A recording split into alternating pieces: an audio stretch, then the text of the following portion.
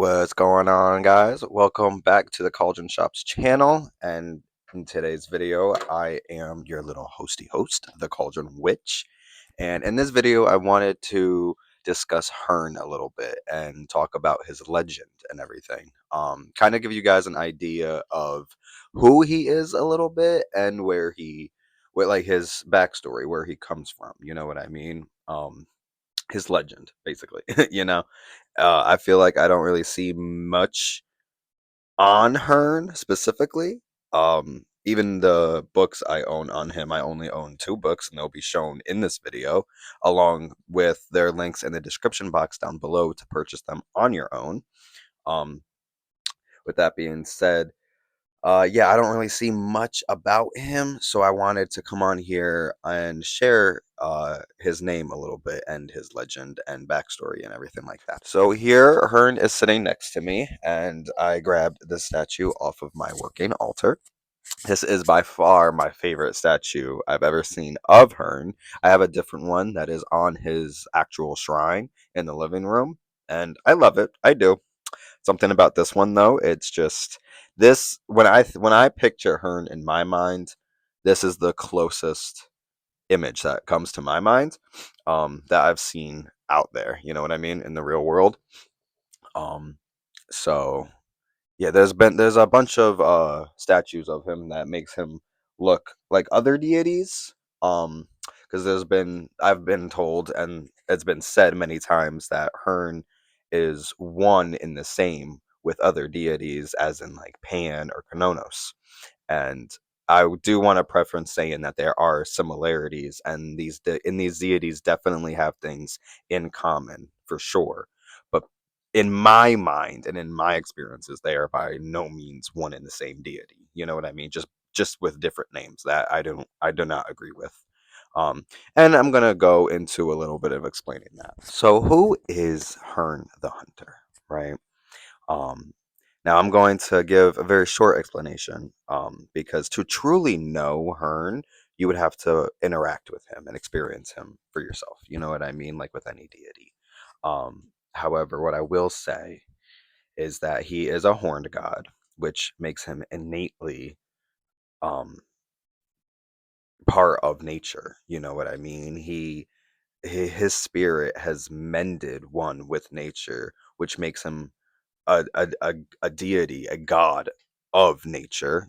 He is a god of the forest, of the hunt, both metaphorically speaking, when in terms of like the wild hunt, that is held during the winter solstice, along with the physical, true hunting techniques. You know what I mean? I don't want to say the hunting sport because in my morals, I don't hunt for sport. I don't hunt at all, actually. But if I were to hunt, it's not for sport. It's for legit, like using the animal in every single way possible, and then honoring the spirit when I can't no longer honor the body. You know what I mean?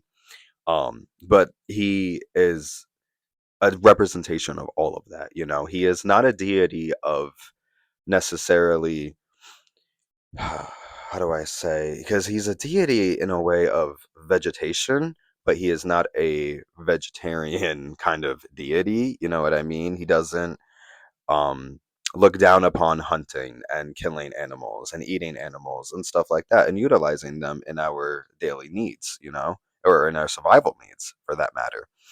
He's definitely one to express that, to encourage that, and to honor that. Herne the Hunter in his day, as you'll hear in his legend, was a hunter um, back in the day. Before he was a god, he was man, and he was our hunter. He was a hunter for, according to legend, King Richard II, which we'll get into that. So not only is Hearn a deity of nature, you know what I mean, and he connects with nature on a whole different planet, on a whole different level. I mean, than any of the other deities would necessarily. But he also helps form a bridge to help you connect with the spirits of nature and the true wild state of things that are out there in the world. You know what I mean? He will help you connect a bridge to like from you to your true self, and he'll help you experience who you are and help teach you who you are in your natural state of form. And that can be scary for a lot of people, but he helps encourage self identity and self strength and unity with that, you know what I mean? And he helps to analyze exactly who you are, and if there's things you don't like about yourself, he'll help you change them. And if not, teach you ways to love yourself even in the ways that you don't like. You know what I mean? He makes you confront exactly who you are, and then he builds on that and makes that stronger. You know what I mean? And that in itself, oh my goodness, is a plethora of reasons why I feel a lot of people wouldn't mind working with a deity like that. Though, again, like I said, with that being kind of scary for some people, I get the turn away. Um, However, with that being said, he's also a deity that understands, he understands the human ways. And from that, I do experience that because he was once human himself before he became a deity, you know what I mean? Um, and that'll go all into the legend that we're gonna explain. I don't want to explain too much on who he is without, taking away from the legend and everything. Um, he is definitely a horned god. You cannot take that away from him by any means necessary. And with that comes, comes the similarities with other horned deities and other natural gods. You know what I mean? And gods of nature. But what makes him different, in my opinion and in my experiences, is that he's one that touches a lot on not only shamanistic ways and spiritual viewpoints and meditative states and magic itself, but he also goes into how loyalty is a huge factor in life. He focuses a lot on vengeance and justice because in his legend, as you will hear later in this video, he was wronged and he was crossed. And so he is a deity that you can look towards when you yourself have been betrayed and you yourself have been backstabbed. You know what I mean? Um, he's one, like I said, with him being, but when if he's one, he once was of man. You know what I mean? So in my experiences, there's no truer deity that would understand the human ways more than this guy. You know what I mean? And to help you get back what you lost, and to get back what rightfully is yours, whether that is from justice or revenge. He is a deity that understands that, um, and values that truthfully. Again, he is a deity that values loyalty and honesty, which is two biggest values in my life. So it's really no wonder I work with him. Um, but yeah, to truly divulge into exactly who he is, you definitely have to look towards his legend and work with him yourself, and do your own type of research and divulge into his spirit on your own. But hopefully that kind of gives you a little bit of an idea of who Herne is in his own individual respect, rather than mixing him up and mashing him with other uh, natural deities, other nature gods. And to know that, again, he has similarities because yes, he is a horned god, and in that he shares that ancient power that all horned gods do. But how that power is utilized and expressed and manifested is completely different and is unique to the individual deity. And that's what, in my book, makes them different and not all the same. You know what I mean?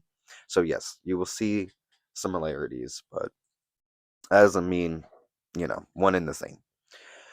My personal experience and belief. However, I'm going to now go into the legend of Herne the Hunter, and I hope you guys enjoy. Now, to help us explain his legend and to tell his story, I'm going to be reading out of this book right here. It is titled Herne the Hunter of Windsor Forest, and it's by Eric L. Fitch. Excuse me. And I know that's all backwards for you guys. I apologize. However, this is a fantastic book. And this book is a revised edition of this book, In Search of Herne the Hunter by Eric L. Fitch, right?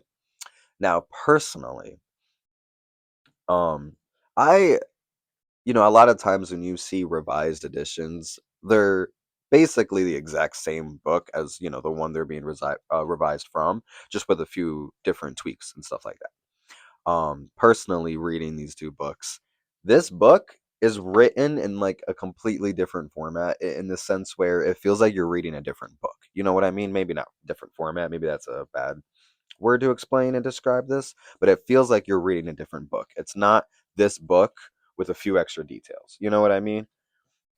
So with that feeling of two different books, I do highly suggest getting both of them. I will say this book on the market is hella expensive.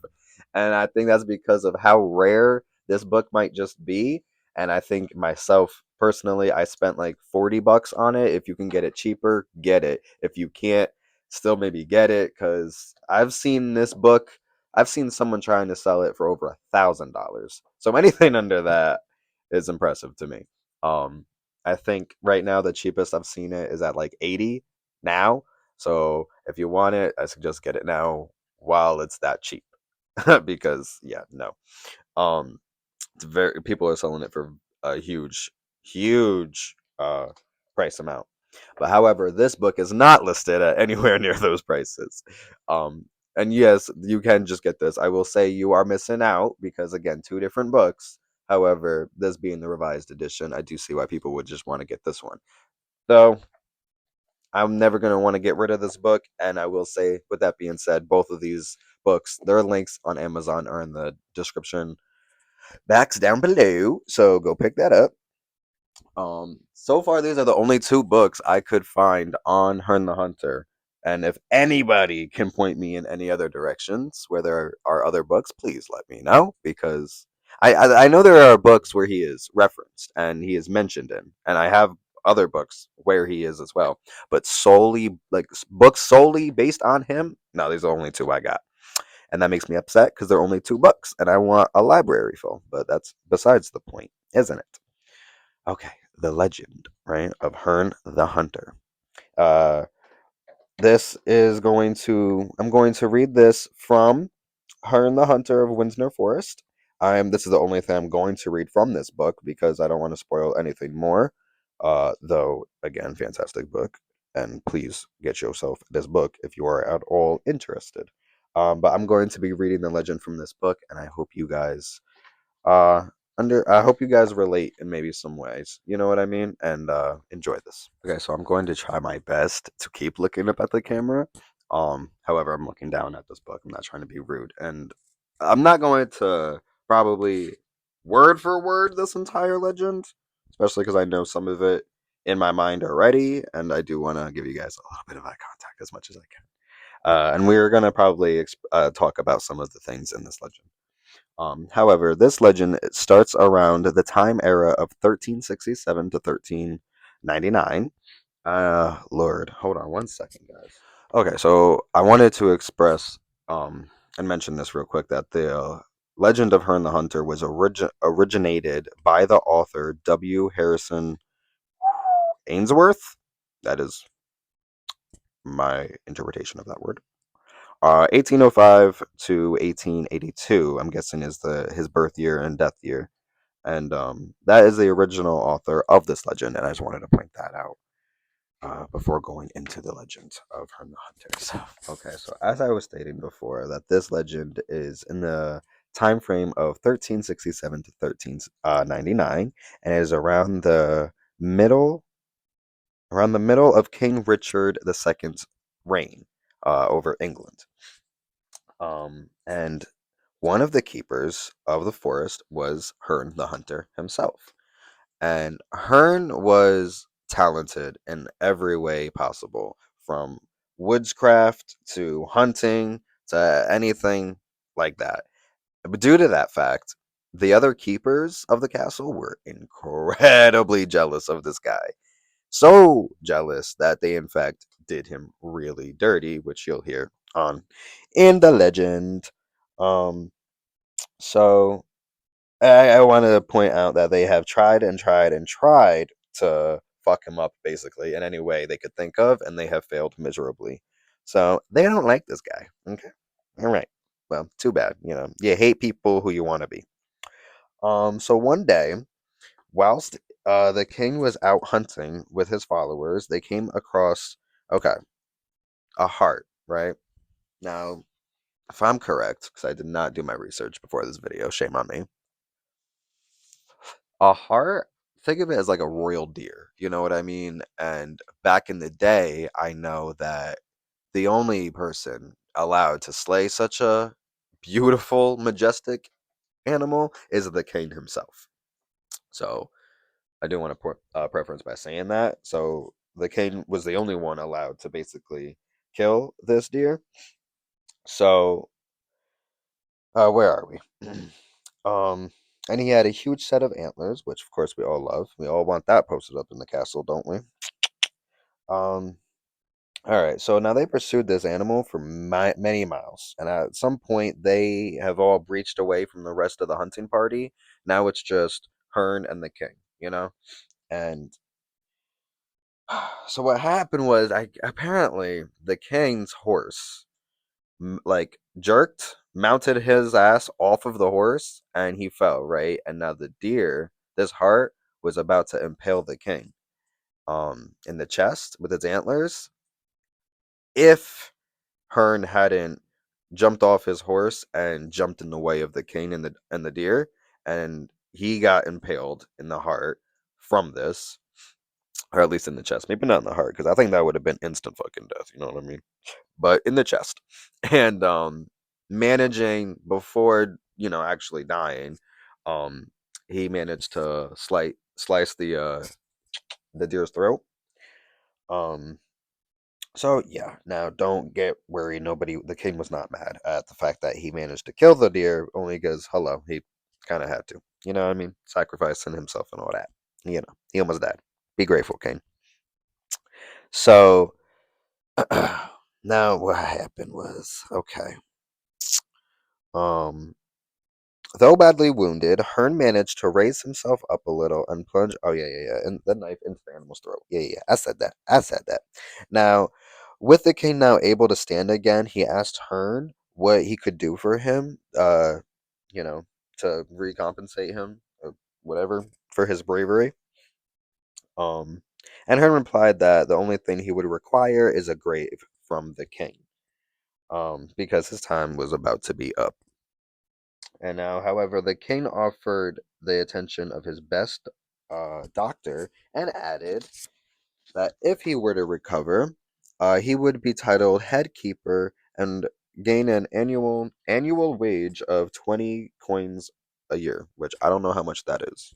That don't sound like a lot. I'm just saying. But this is the 1300s, so I don't know. It don't sound like a lot now in the 21st century. I'm just saying.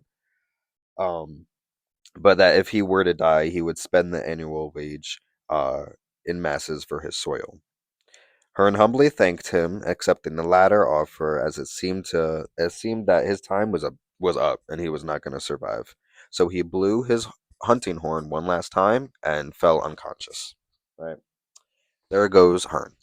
So now that the king, now that Hearn is unconscious, if not dead, already. He went back to the hunting party and called for everyone's attention and basically was begging anyone to help him and to revive him. Now, all the keepers were secretly amused by this and were pleasantly surprised at Hearn's downfall and suggested that the only thing that was left to do was to put him out of his misery. So uh, the head, what chief keeper, he pulled out his knife, ready to kill Herne, and the king forbade that action, considering Herne is the one who saved his life. And at that moment, this gentleman stepped forward, and what happened? He was wearing strange clothes, and suddenly jumped down from his seat and his steed, his steed, and walked towards the king. He then spoke in a voice, in a certain voice, a raspy voice. I don't know, in a certain voice. I can't pronounce that word. We're gonna keep on moving. And said that he would accept the king's offer and cure Herne. When the king asked him who he was, the stranger replied that he was a forester, and that he was trained somewhat in surgery and in healing. Now, um, I believe it was the chief head hunter, the keeper, yeah, the head keeper, who said that he looked like he looked familiar to a what was it, a poacher, and that he looked familiar. He looks like this poacher. Like, I don't know if we could trust him, and he assured that he wasn't a poacher. That his name was it's right here, Ershwick, I think is the last name, Philip Ershwick, and that he lived at Bagshot Heath. Lord, these words. And that he had joined the king's hunt in that area, even though nobody claims to have seen him. Um, the king basically replied and was like, "Look, I don't care who you are. If you can heal him, I will. What is it? I'll pay you. I'm pretty sure, and then I'm gonna clear your name of any crimes you might have committed." And so, Ershwick took up this deal. He took him on it, and with his hunting knife, he cut off the hart's head, close to where the neck joint was. So he has the antlers, he has the skull, and he binds it to Herne's head, as you can see there. Okay. And said that he's going to take him in, and in 1 month's time, that he's going to heal Herne, and yeah, it's going to be good, right? It's going to be good. So he says. So with the promise, the hopeful promise of curing Herne, the king said to Ershwick that he would make Herne head keeper, right? If he can revive Herne. Now, comments apparently were said and were made by the other keepers that caught Ershwick's attention and made him realize that these other keepers disliked Herne very much. And so Ershwick offered them basically a deal. Um, what will you pay me if I can help you get your revenge on Herne, right? Slimy bastard. And I mean, then again, I don't know, because let's listen to the legend. Okay, so anyway, the keepers had nothing to give him, right? And that's what they stated. And Ershwick was like, "Well, how about this? If I call on you, the next time, the first time I call on you, and I need you to do me a favor, you have to fulfill it, right?" All of them agreed. Okay, we'll do that. You calling us, we got you, no matter what it is. So Ershwick made sure that not only would Herne come back to life and would be revived, but Herne would have been stripped by all of his hunting skills, all of his um, woodsman mastery skills. Okay, all of that would be stripped away and gone from Herne. So after a month's time, promises were fulfilled, right? And Ershwick had an audience with the king, who gave Herne a purse of gold coins, together with a silver horn. And Herne was then appointed chief keeper. Okay, and the king held or hung a gold medal around his throat. Okay, and ordered him to take lodgings within the castle. That's another thing. So he got a big room in the castle. He's head keeper. He's back. Everything's great. Everything's smooth, right? Other than the fact that, oh shit, you're cursed, right? Now, about a week later, Herne regained his strength and rode with the king on a hunt, but his horse jerked him and threw him off. Getting to his feet, he was feeling badly shaken. And the keepers, the other ones, kept looking at each other, like glancing at each other, like, mm, mm. Right? Okay. A little time later, a stag was suddenly seen by the hunters, and although Herne was riding along a swift footed horse given to him by the king himself, he was the last one in the hunt. The king came up to him laughing, saying that he was out of practice. But all Herne could say was in reply was that he had no idea what was wrong with him. The king decided to give him another chance, but everything Herne attempted went awry.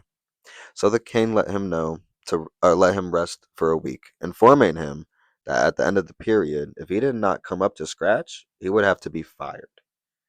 No doubt the other keepers were pleased by that statement. Okay. Okay, now this is where we're getting good in the story. So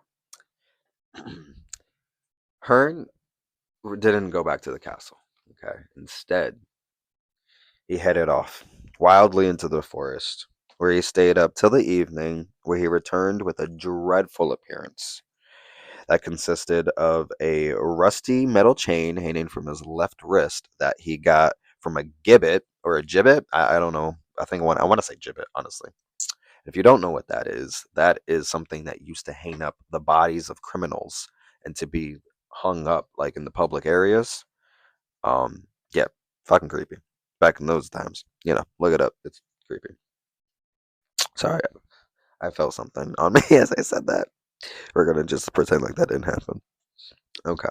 Anyway, um, along with Urshwick's antlered skull bounded to his head, he appeared to have gone quite deranged, which the other keepers burst out laughing. And with the wildest demeanor, Herne rode off amongst the trees of the home park. Now, an hour later, someone found him hanging from an oak tree, which is now known as Herne's Oak. This man ran to the castle to report what he had found, but upon returning, the body was gone. Pleased by the other keepers, who now thought that their revenge had been carried out. Fucking assholes, right? Right. Well, on that night, the night Herne hung himself from that oak branch, a storm broke out, a terrible thunderstorm, and that tree was struck by lightning. Okay. Actually, I can show you what the tree is because it's on my arm. So, okay. You see where that snake is in the shape of a noose, basically? That is where Herne hung himself. And you see how the tree is basically like half dead, and it's because that's where it was struck by lightning. So, yeah, okay. Just wanted to point that out there. So now you got a visual of Herne's tree. Okay. Now this is getting to my favorite part, right? Right. And this is good shit on your part. Crook, um, he was back in the beginning of the story, the head hunter who pulled out his knife, saying that you got to put Herne out of his misery. He regained his post as head chief. However, he also fell under the same spell Herne did and lost all of his abilities of hunting and of any woodscraft.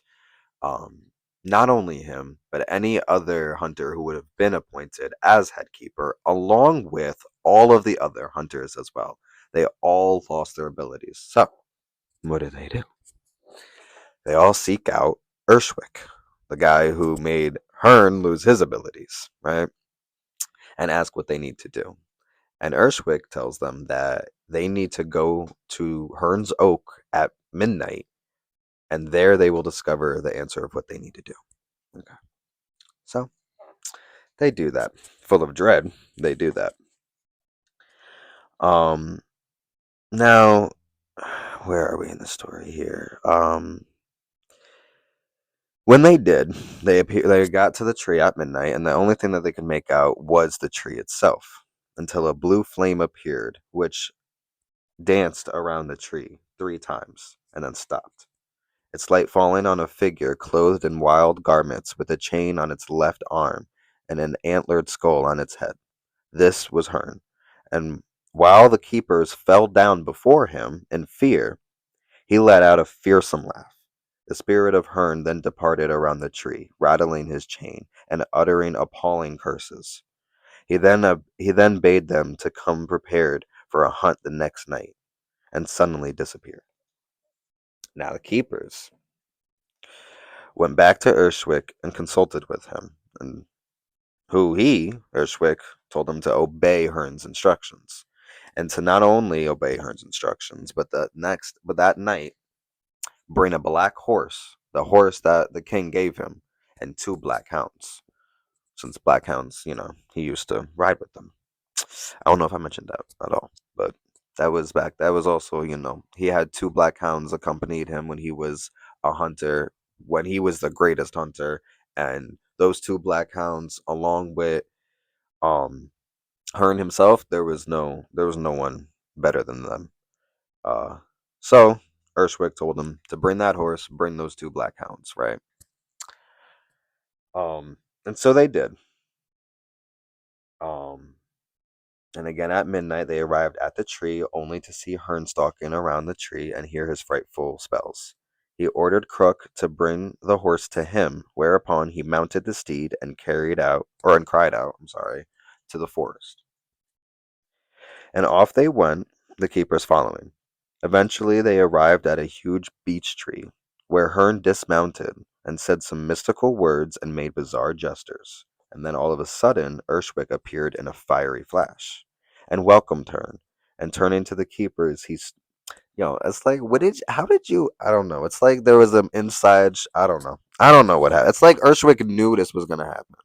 But did Herne know this was going to happen? I have questions on that. But that's kind of besides the point. I'm sorry. Let me just continue here because I wanted to reference before how, when Hearn sacrificed himself, that shows loyalty. You know what I mean? That shows sacrifice. That shows like there's no greater honor than when you sacrifice yourself for, the benefit of others. You know what I mean? I think we all know that. I think that's why we love our military so much. And that's something that Hearn did. You know what I mean? And he knew all about.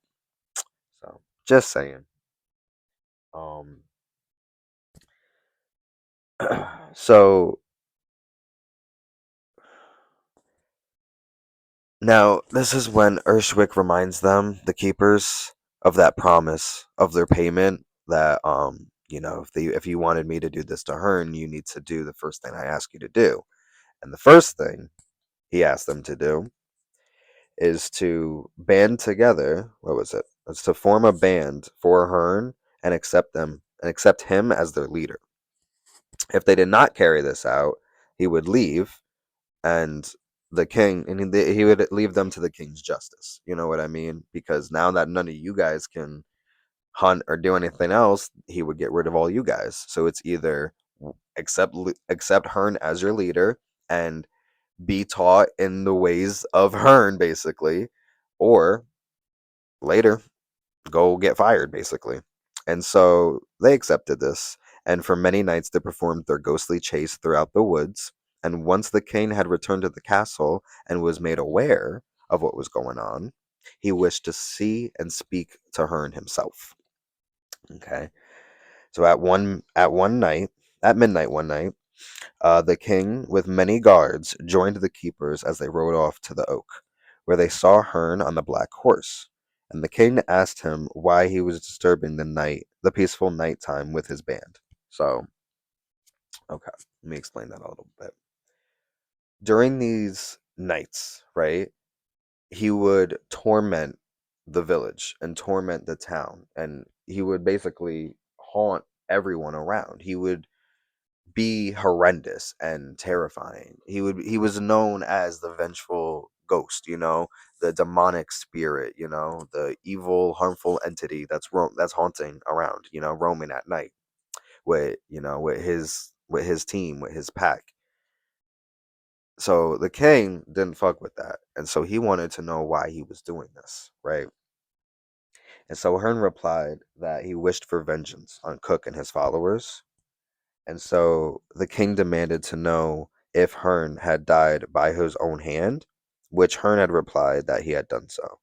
Because, mind you, the king was devastated when he found out about Herne because he wanted to he wanted him buried in the churchyard, he wanted to honor his soul, but that wouldn't have happened because he killed himself. He was taken by his own hand. So, back then, the church did not agree with that, so they wouldn't do that.